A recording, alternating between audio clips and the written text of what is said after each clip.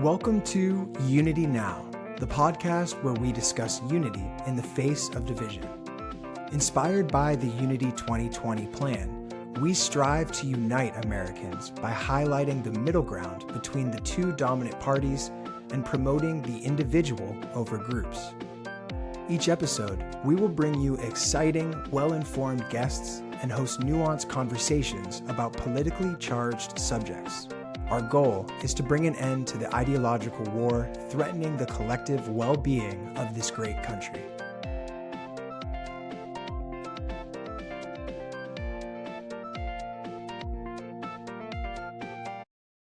Hi, everyone, and welcome to the Unity Now podcast. I'm Toby Davis, and I have the pleasure of speaking with Julian Adorney, writer and adventurer, about his work, especially his article in Quillette, The Perils of Affective Polarization. Welcome, Julian. Thanks so much, Toby. Thanks for having me. Yeah, we appreciate you joining us today in the morning there in Colorado. And I wanted to get started about your background, if you could add anything for our audience, and especially as you begin your article that we'll get into. You say, a few years ago, I was a hardcore partisan. So if you could add some background to about yourself and how that kind of started for you. Yeah, absolutely. So I'm a libertarian. I actually work for a libertarian think tank called the Foundation for Economic Education. So I'm still pretty libertarian. But back in my 20s, I would really grip it with white knuckle grip, you know? I was absolutely convinced that government was the root of all evil. And there were some decent psychological reasons why I believe that. That had nothing to do with reason or intellect or anything like that. And I really had a hard time imagining why anyone would disagree with me, and I felt very frustrated because I sort of lived in this enormous echo chamber, and I got very smart sources and very smart inputs. Yale professors, people who taught at business schools, economists, famous writers, stuff like that. And they were all saying exactly what I wanted to hear of here's how government is bad in this and this and this way. Here's how this pro-government outlet screwed up this story, and really it's a story of how the government is bad, And even though I was inputting all that information, and you would think from the outside, oh, I must have been very happy everyone's agreeing with me. I was very miserable and very frustrated because I just felt like I looked at all the non-libertarians with the sense of immense frustration, what's wrong with you? Why don't you see the world the way I do? I'm so self-evidently right, how can you disagree with me? And it was a pretty miserable way to live, to be perfectly honest. Yeah, and I know that because I came from the same place, more on from the right. And about, I voted for Trump in 2016. I've told that story a bunch of times, but I've never even heard of a libertarian saying they were polarized. I was kind of surprised about that in your article, but when I stop and think about it, it kind of makes sense. A libertarian, just as anyone else on the left and right, can become polarized and think about the left and right are both the enemy, right? That's kind of what you were thinking? Yeah, exactly. I think the things that make us polarized, the echo chambers, the bubbles, the things of we all get inputs from only one source, those are cross-partisan problems. And so, yeah, you can be polarized as a communist, as a libertarian, as a liberal, as a conservative, as a Trumper or never Trumper. It's an endemic problem in our society for all of us, I think. Yeah, maybe it's because I think I moved, especially myself, more libertarian across the last 7 years or so than anything, that I thought, well, this is the good place people kind of move to. But that was more about me, I guess. So, yeah, that I was very curious about that.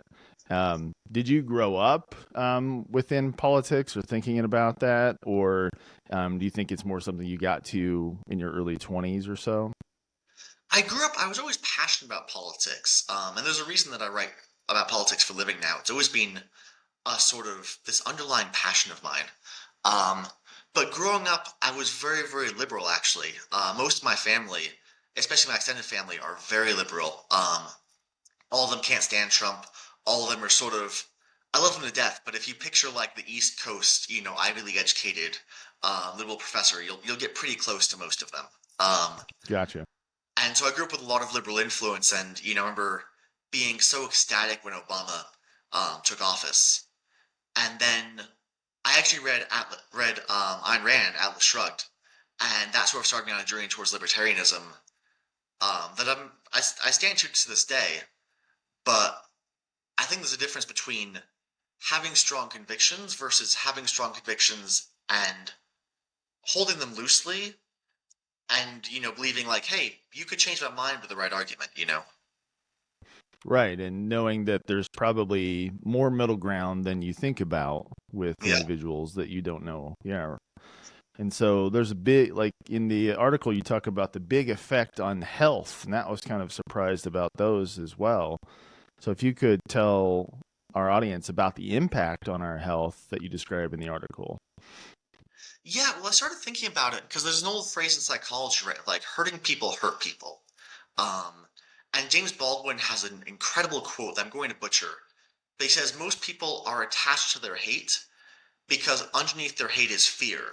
And so the hate sort of masks the fear. And so I think about that a lot when I think about people, especially on Twitter where I kind of live, people who will just yell at strangers online or just call them, Nazis or communists or fascists or whatever. And I think about it too with the friends who I've known, very wonderful, kind-hearted people, but I can see that they have this terror, this rage and this terror towards half of the country, towards the party that disagrees with them.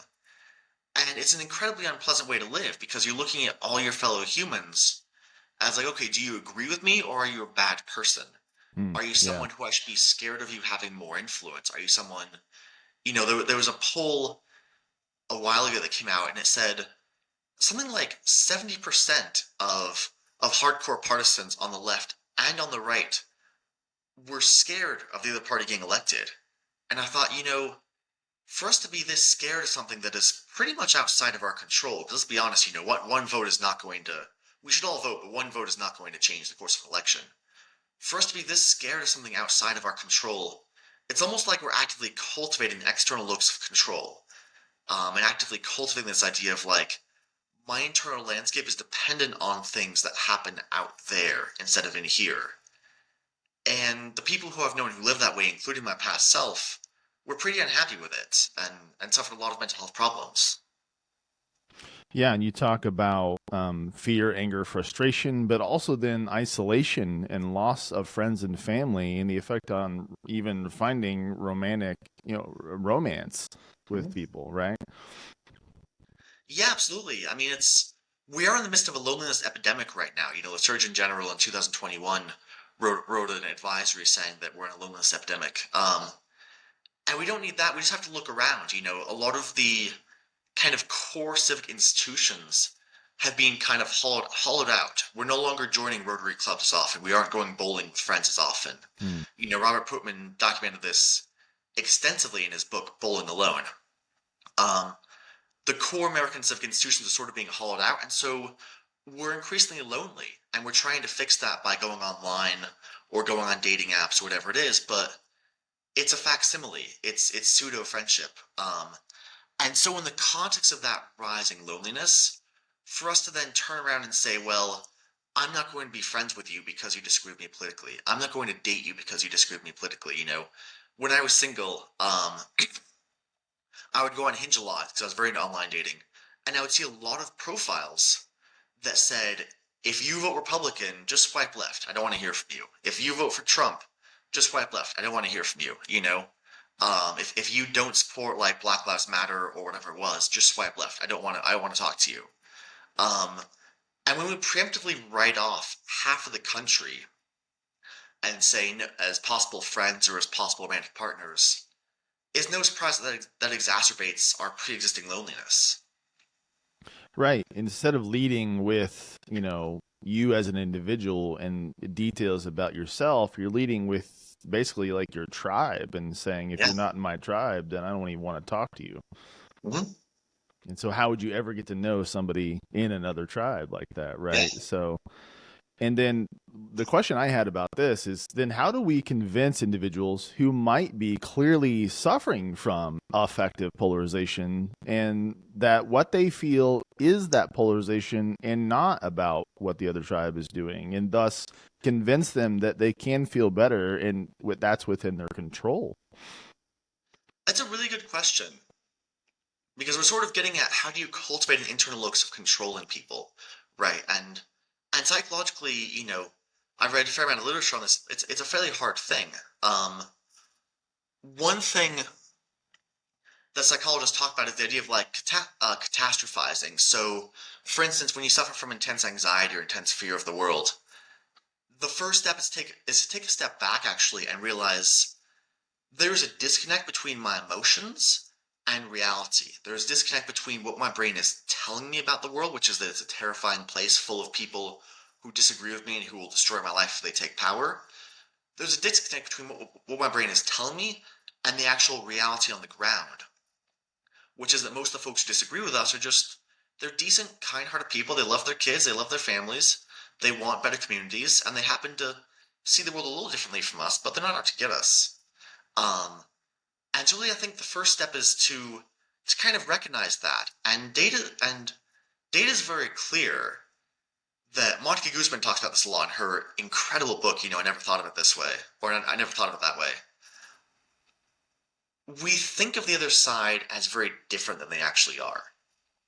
We think of Republicans as like 40% of them are on the top, make over $100,000 a year. Well, actually, it's more like 5%. We think of Republicans as like a recent poll came out that Democrats think like 61% of Democrats see Republicans as like racist, sexist, or bigoted. Well, the reality is very different. A lot of Republicans support gay marriage. Almost all Republicans support interracial marriage. Republicans are, as a tribe, no more bigoted than any other tribe. And so I think a big part, and same thing for Democrats, by the way, Republicans often have a very skewed perspective of Democrats as, oh, they're all, they're all woke, they're all LGBTQ, they're all, just want to live on welfare, whatever the like myth of the day is. And the reality is not that, Most people in both parties are just decent, hardworking people who see the world a little differently from us, but not massively. And so one of the big ways out of this sort of toxic cycle is to go out there and just meet our neighbors and just talk to them, especially neighbors who disagree with us, and just ask them, what do you think about this issue? Like, why do you see it this way? What makes you want to vote for XYZ candidate? And when we do that, it's sort of like exposure therapy for our fear, right? Exposure therapy is the idea of if you're scared of something, consciously choose to face it down, and then your brain will realize it's not as scary, and you'll be less scared of it. This works for a lot of phobias, spiders, elevators, stuff like that. I did this when I was going through a lot of intense arachnophobia. And so when we can do this, not that we all have phobias towards our political opponents, but when we can go out there and talk to our opponents and just talk to our neighbors, we can see them as full human beings, fully realized human beings, instead of just seeing them as the characters in our head. And that can be a great antidote to this whole cycle of fear. Well, I definitely agree with everything you said there. And I'm curious, like in the article, you talk about how you said something about it was 5 years it took you, or at least it was 5 years between when you were hardcore partisan and then you kind of fixed that. But you didn't just wake up one day and do that, right? Like how did you fix that for yourself? It's a really good question. And yeah, this is not easy. This is not something where a light bulb just turns on and it's like, oh, I'm done feeling this way. I think a lot of what happens for us is that, and this happened for me, I had some rough experiences in my childhood, dealing with authority figures who were fairly toxic. And that was like a transformative thing when you're a kid, right? Like that's a foundational thing. Mm-hmm. And so then when I grew up, I saw a government and I was like, oh, well, that's the ultimate authority.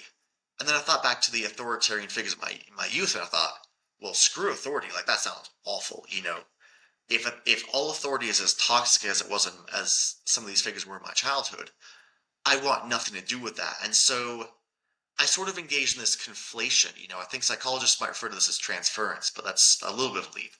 I sort of engaged in this conflation between the authority figures of my childhood and the ultimate authority figure of government. And so I looked at government as like, oh, you must be this toxic force, this evil force, this awful force, completely unmoored from actual reality. I'm obviously still not a big believer in government, but that wasn't a reasonable position. That was a 7-year-old's position, right? Yeah. And so I had to do a lot of deep psychological work to sort of undo those psychological hooks inside of me and consciously and subconsciously decouple the external authority, like where it actually is now, the actual government, from these experiences I had when I was a kid. And then I could sort of see both of them with clear eyes. It's like, oh, the government is not this toxic authority, and the toxic authority is not this government. They are different things. But it took many years to get there. Once that happened, then I could let go of my affective polarization because I was no longer a scared, emotional 7-year-old reacting to this thing. I was a grown up looking at it with clearer eyes. But it's not an easy process, and it took a long time to get there. Certainly, yeah, and I think that's why we're talking. We want to help individuals get to this place and focus on themselves and their health, right? And so that's what you talk about. I think that's the point of the article. You talk about there are solutions for this to help you at an individual place, right?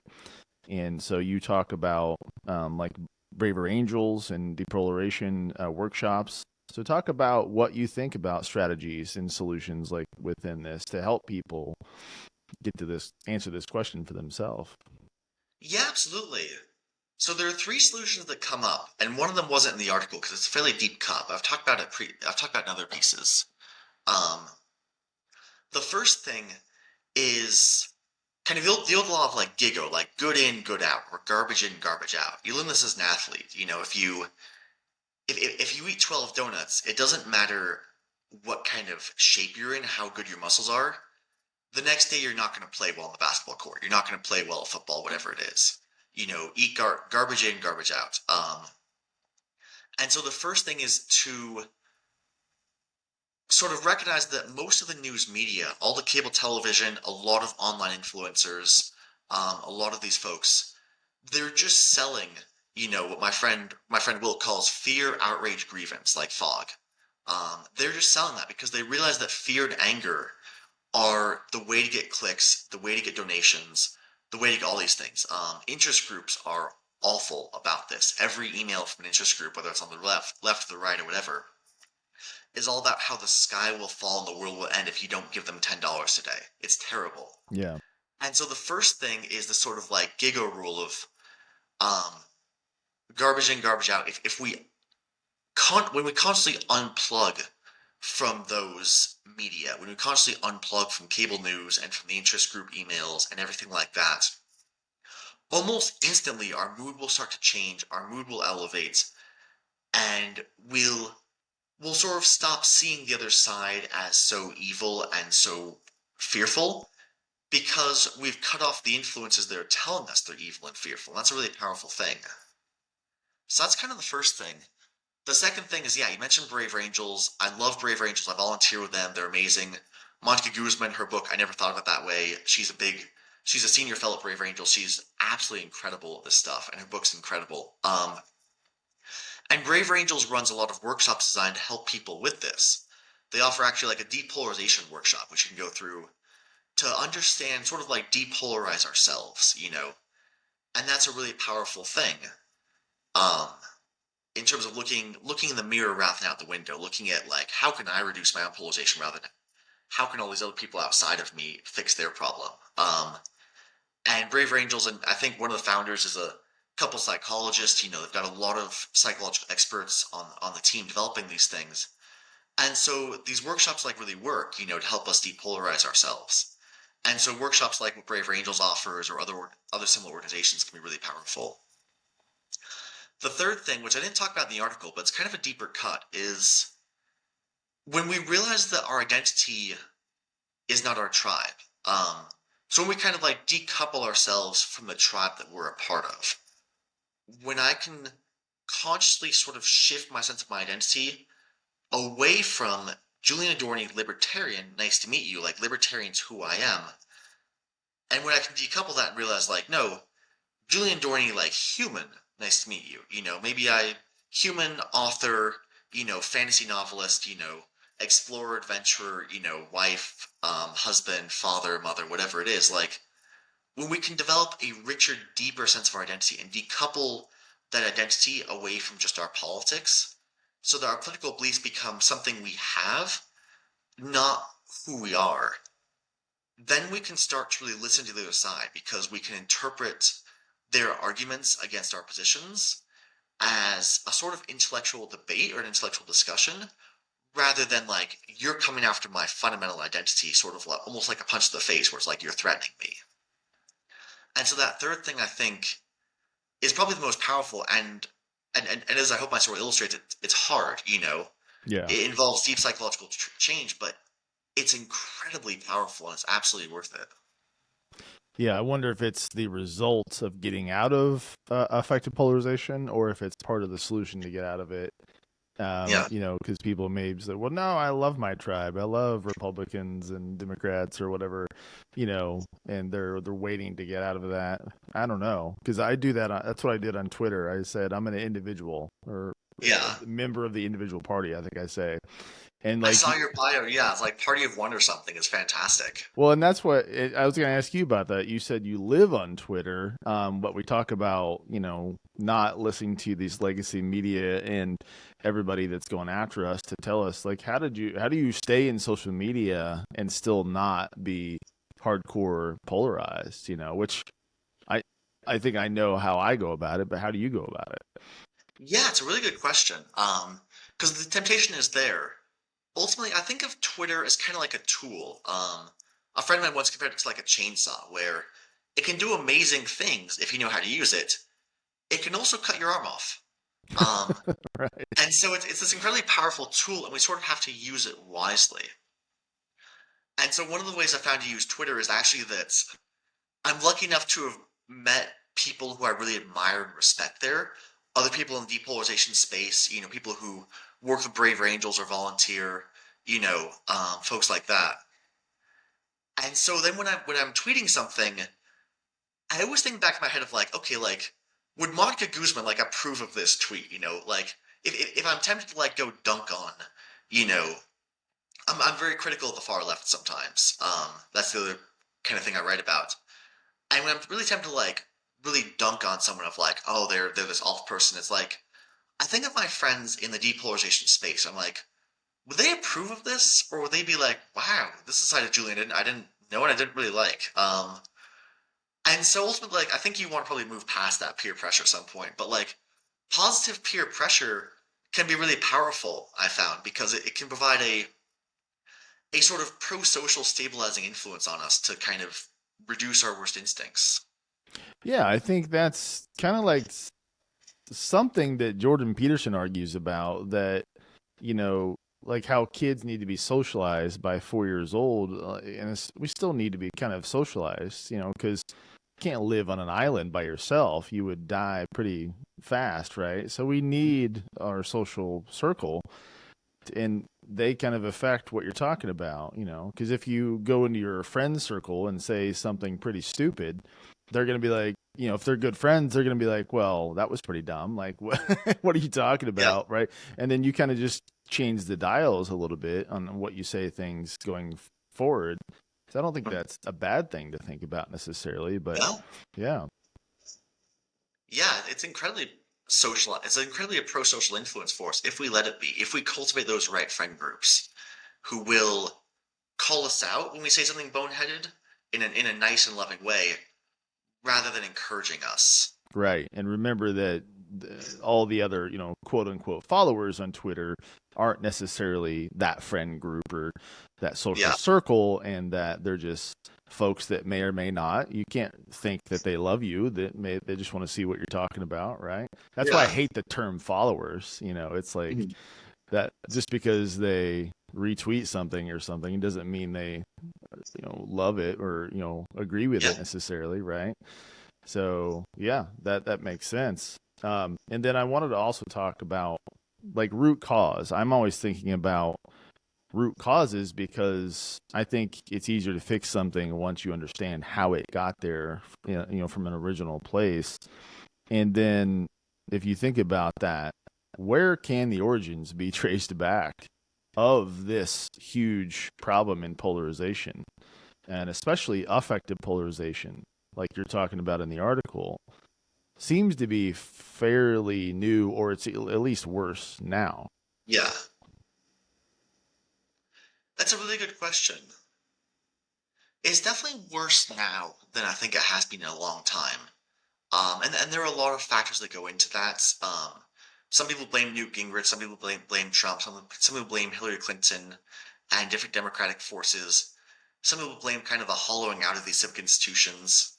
The idea is that if we had more social contact with people who disagree with us, we wouldn't be in this mess. But I also think it's a fundamentally human problem. One of the core things in our kind of tribal psychology is that we are hardwired to belong to tribes. And so partly, if we think about like back to our evolutionary roots, you know, um, a lot of it was, oh, this other tribe is coming over the hill. We don't know them, and they might be trying to kill us. And even if they don't, even if they aren't actually trying to kill us, they might bring strange diseases or things like that. So this sort of neophobia is a little bit baked into our psychology. And we're always going to be more hardwired to care about our tribe than the other tribe. Because again, going back to our kind of historical roots, what you don't want is a soldier who empathizes with the other team, right? If your tribe and the other tribe are fighting, then from a group evolutionary standpoint, evolution will, other things equal, select for the tribe whose soldiers are all a tight knit unit who think like, no, we're the good guys. We gotta fight these guys off. Us first, them. Let's kill them. Evolution will not select for the tribe of people who are like, those guys make a good point. Like, are we wrong for stabbing them? Because you don't make effective soldiers that way. Yeah. Um, and a lot of psychological research is very clear on this. Of if you put people into tribes, no matter how utterly arbitrary those tribes are. I think there was one example where it's like people knew the tribes were arbitrary. It was like 100 people walked into a room, and each time they walked in, the administrator of the study flipped a coin. Heads, you're in group one. Tails, you're in group two. I forget if it was exactly that, but it was something like utterly arbitrary like that. And even those arbitrary distinctions that people realized were arbitrary, the psychologists would then run studies, and people would still care more for their in-group and have just a little bit more hostility towards their out-group. So this is one of those problems that it's perennial and we're kind of stuck with as humans. But yes, things have gotten a lot worse in the past 50, 60, 70 years.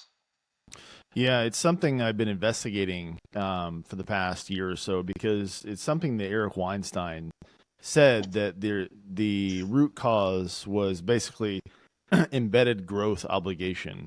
It's his idea that started around the 70s, and he said the average income became stagnant around the 70s, and it was like that was the idea of the West, to get out of tribalization, because we were just free, and we were, but it was growing, of course, since the 1700s. But around the 1970s, that kind of stagnated. But then now I heard Brett Weinstein summarize this just like last week, saying that that's when we started to move back towards tribalization even more. And I think then 9/11 in America kind of put a halt to that a little bit and gave us an enemy to look at across, and fight, all of us to think.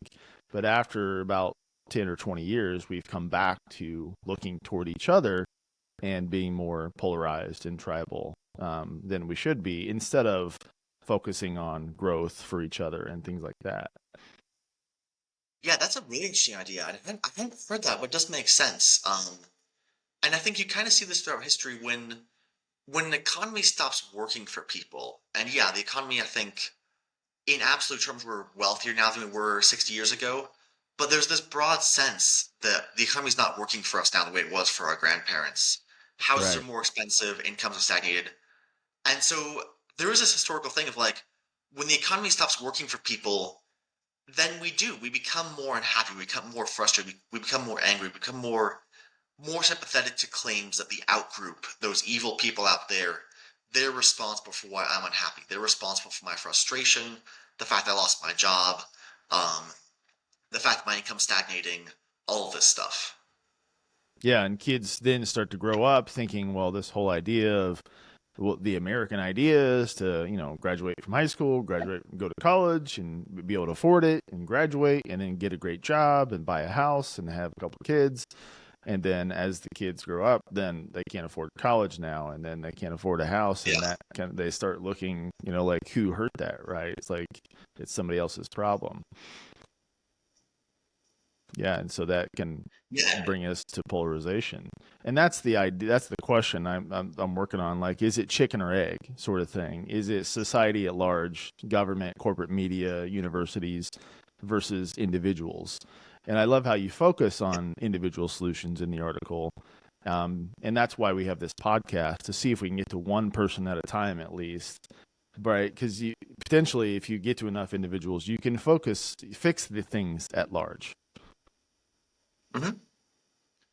Yeah, absolutely. And I think ultimately it's all got to start with us. I'm in the middle of reading Alexandria Hudson's incredible book, The Soul of Civility, about how we can restore civic norms in the US. And one of the big points she makes is that it does start with us because we're the only person that we can really control. I can't flip a magic wand and make Trump more civil. I can't, make Hillary Clinton like take back her basket deplorables comment. I can't make, the DNC stop sending these like nasty fundraising emails about how Republicans are going to destroy the world unless you give them $10. What I can do is control myself. That is the only an entire sphere of influence I have. And so when I can depolarize myself, that's the most powerful thing because and then when all of us do that, or a lot of us do that, not only does it have immense benefits for us as people, because I mean, when I depolarize myself, and by no means am I saying like, oh, I'm done, but like when I start taking steps along that journey, my mental health went through the roof. I started feeling much less lonely. I started cultivating deep relationships. I started having less anxiety and less fear, and all that was really powerful. And so, in a sense, we're depolarizing ourselves is really good for us as people, sort of like eating a green salad every day or something like that, or cutting out drinking, whatever, where it makes us better. But yeah, I think you're exactly right too. Of like when enough of us do that, that's when society changes from the bottom up, not from the top down. Right. And I'm curious about, because you talk about that in the article again, about how you do now have friends that are across, the aisles and things like that. So um, that sounds like it's working really great for you. Are those like friends where you live or across social media, or how does that work for you? Yeah, it's been really wonderful. Most of my friends where I live are liberals. I'm a little bit contrarian, I think. I don't really have that many friends who agree with me anymore because I decided like, oh, that was not going well for me. And so yeah, I think like now most of my friends, I know I've had some of these friends since childhood, but we've really reconnected in a much deeper way since I sort of gave up that goal of converting them to libertarianism and just started seeing them as fully human people in and of themselves. Our relationships are way deeper and way richer now. And then yeah, I've also been more open to actively cultivating more friends with folks across the aisle. Like my fiance is a political moderate. She's conservative on some issues, but she actually supports the Affordable Care Act, Obamacare. Whereas 5 years ago, when I was swiping right or left, I would have been one of those people of like, if you're libertarian, great. If you're not, like, swipe left. Like I really want to date someone who thinks just like me, or at least who I can convert. And what a sad thing that would have been, and what a kind of sad way to live, for me like that. It's much better to cultivate those richer, deeper relationships with folks who really don't see the world the way we do, but that's okay because we just see each other's fellow humanity. Yeah, and I think another solution to think about, it's not something you necessarily say in the article, but it's on your website. You talk about you're an adventurer and how you love to play soccer with strangers at 5 a.m. And I had Yeah. to look this up. You've climbed 14ers. I had to figure out what you're talking about there, right? So you climb, That's a yeah, you Colorado climb thing. mountains. So what Yeah. can help people, I think, is not just mental health, but physical health as well. And it sounds like you've been like this most of your life, but I'm sure it didn't hurt to help you feel better and feel happier. Yeah, absolutely. Yeah, physical health is something that I think we massively underappreciate in society because so much of our work is online and so much of our interactions these days are even online. And there's nothing about our bodies that was designed for sitting in front of a keyboard. Um, I started following different psychiatrists who talk about this issue. There's Dr. K over at Harvard. He talks about this, and a lot of researchers talk about the benefits of physical activity. When we just go outside for a 20-minute walk in the sunshine, that is in some ways like a better antidote to the enemy that we feel from modern life than antidepressants or Hmm. things like that. Obviously, antidepressants massively have their place. And as someone who dealt with that, I'm not saying like, oh, just throw your pills in the trash and go Right. outside. But there is this thing of like, we evolved for physical activity. We evolved to run. We evolved to chase down prey. We evolved to spend hours, hunting and gathering and farming and all these things. And we evolved to live outdoors and be always in a state of motion. And when we can get back to that just a little bit, when we can get back to, maybe an hour or half an hour of physical activity per day, our mental health just goes through the roof. And that does make everything else better. It does make us less angry and fearful towards the other side. I think you're exactly right about that. Yeah, it's like don't throw the baby out with the bathwater. So remember how we evolved and go run a little Mhm. bit. Run like you're running from a tiger or something like that a little bit. Yeah, Yeah. you'll feel even better than you did sitting in front of your keyboard. Yeah. Yeah, so tell our audience what else you're working on, where they can find you. Are you gonna be writing any books soon? I wouldn't be surprised about that. So you're on Quillette, right? Yeah. Yeah, so I write for a fair number of places. I've got a column with the Washington Examiner. I write for Quillette. I love writing for them. I write sometimes for like FAIR, the Foundation Against Intolerance and Racism.